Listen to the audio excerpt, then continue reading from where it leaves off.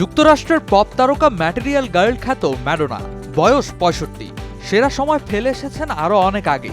যৌবনে মঞ্চে তিনি যেভাবে আগুন ঝরাতেন, এখন অনেক সময় সেই উত্তাপ পাওয়া যায় না। তবুও ম্যাডোনা বলে কথা, তিনি গাইবেন আর ঝড় উঠবে না তা কি হয়? এবার ম্যাডোনা ঝড়ের সাক্ষী হয়ে রইল ব্রাজিলের বিখ্যাত কোপাকাবানা সৈকত। গত ৪ মে রাতে ছিল ম্যাডোনার দ্য সেলিব্রেশন ট্যুর কনসার্টের শেষ দিন। কনসার্টটি ছিল সবার জন্য উন্মুক্ত, আর তাই সুযোগটি হাতছাড়া করতে চাননি ম্যাডোনা ভক্তরা। যা হওয়ার তাই হয়েছে। রীতিমতো মঞ্চে ঝড় তুলেছেন ম্যাডোনা, আর সেই ঝড়ের সাক্ষী হয়ে রইল প্রায় ১৬ লাখ মানুষ।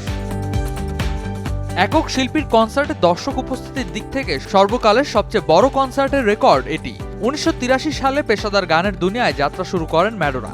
গানে তার ৪ দশক পূর্তি উপলক্ষে গত বছর শুরু হয় দ্য সেলিব্রেশন ট্যুর কনসার্ট। ২০২৩ সালের ১৪ অক্টোবর লন্ডনে শুরু করার পর গত শনিবার রাতে রিও ডি জেনিরোতে ঐতিহাসিক শো দিয়ে শেষ হলো এই আলোচিত কনসার্ট ট্যুর।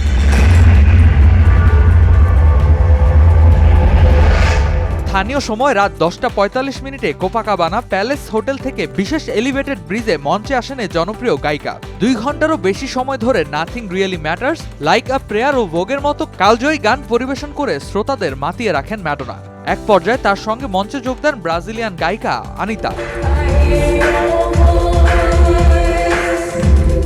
অনুষ্ঠানটি দেখার জন্য সমুদ্র সৈকতের পাশে বড় পর্দা স্থাপন করা হয়।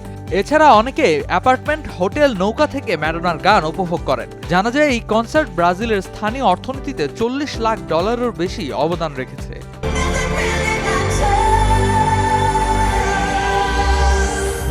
কনসার্টটি উপভোগ করতে বিভিন্ন দেশ থেকে ম্যাডোনা ভক্তদের ঢল নামে ব্রাজিলে। এজন্য রিও ডি জেনিরোতে ১৭০টি অতিরিক্ত ফ্লাইট নামে বলে জানা গেছে।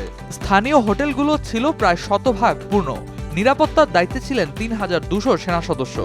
প্রস্তুত ছিলেন ১,৫০০ পুলিশ সদস্য। জানা যায় এটাই ম্যাডোনার জীবনের সবচেয়ে বড় শো।